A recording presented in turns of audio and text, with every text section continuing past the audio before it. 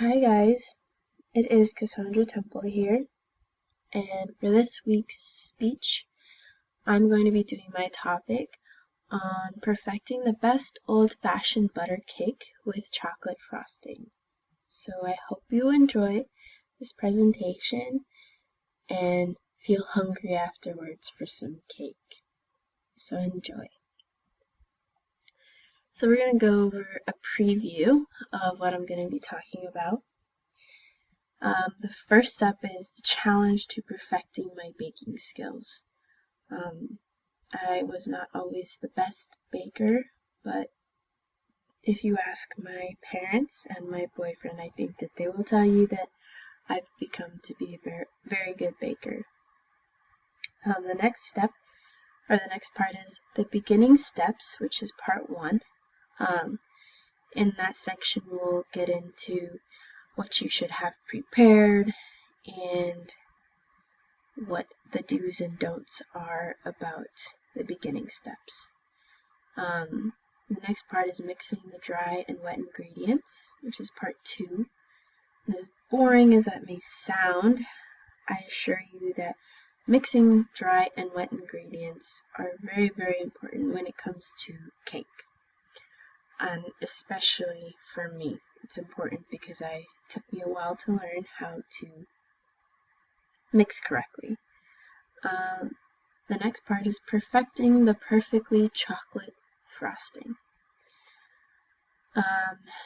And that is also another thing that took me a while to learn because you will find out.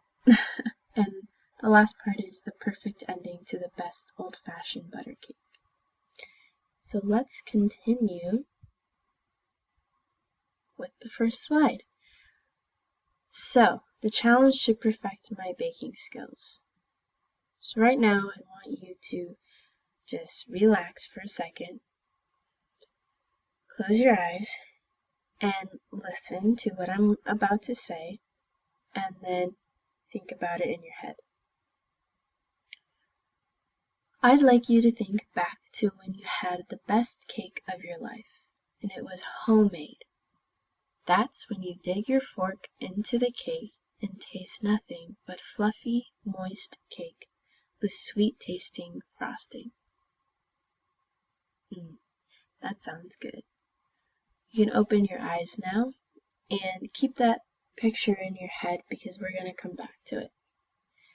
So why did I want to challenge myself? I started baking about 2-3 years ago, and I didn't start being more consistent with it until about a year ago. I started with doing cupcakes, cookies, cake mixes, brownie mixes, everything that was really simple and nothing truly homemade. So I wanted to give myself a bit of a challenge.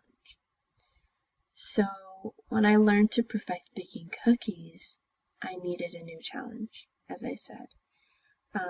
And how I learned to perfect baking cookies was you don't need to set out room temperature butter for cookies, usually just melting it in a pot or a saucepan. But sometimes I would melt like the butter would melt too much, or it'd be too hot. There you go. It would be too hot and the cookies would come out flat. So I had problems along the way that I had to perfect. And once I perfected that, I said, let's move on to cakes, making a homemade cake. So next upcoming is steps on how to make the best old-fashioned butter cake. So mixing the dry and wet ingredients.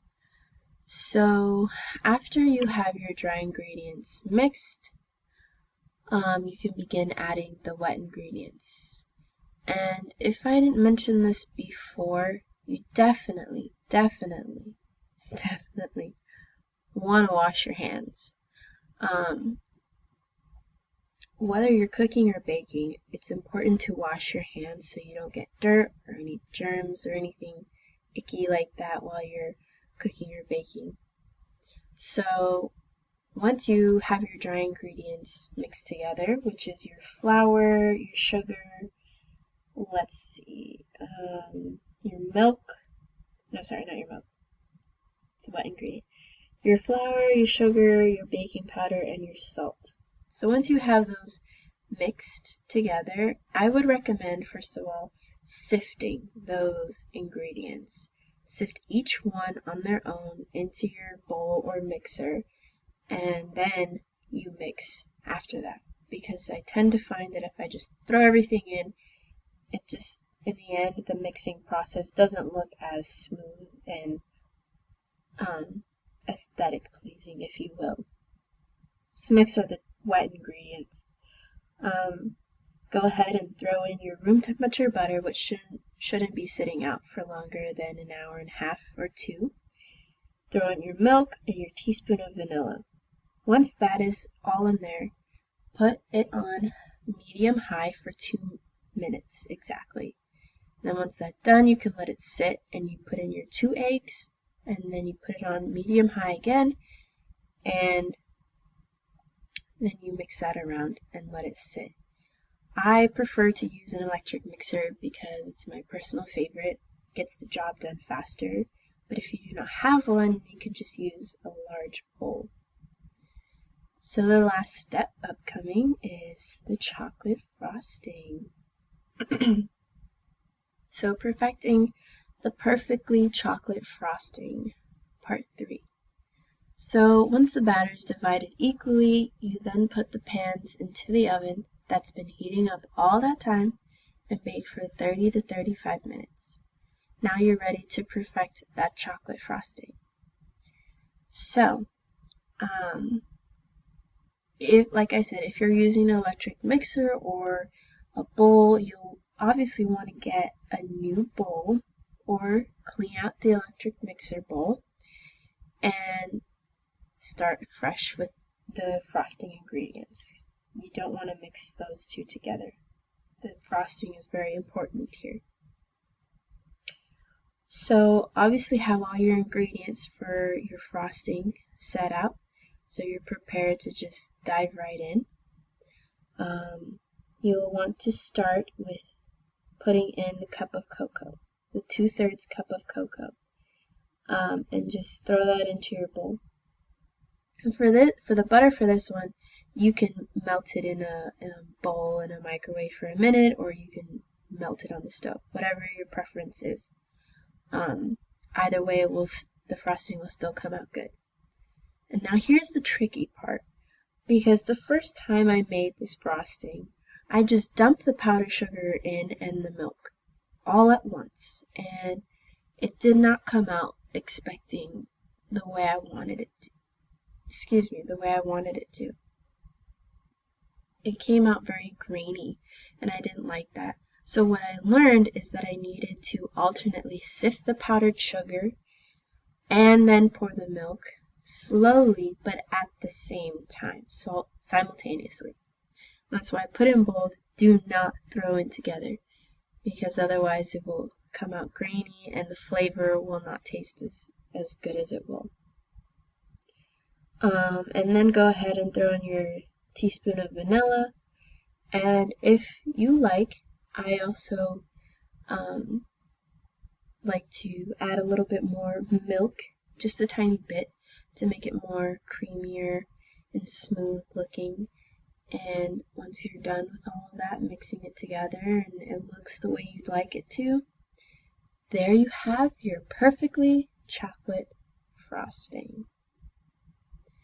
So here's the perfect ending to the best old-fashioned butter cake. The ending to this perfect old-fashioned butter cake is the best part. So remember, by the time you've perfected your frosting, the cake should be done and ready to take out and cool down. Wait about 5 minutes to cool, then spread your creamy sweet chocolate frosting on the first layer of the cake, and then set your second cake on top and put the second layer of frosting on. And I finally have mastered this cake. My new challenge is to start other baking things. So I hope you enjoyed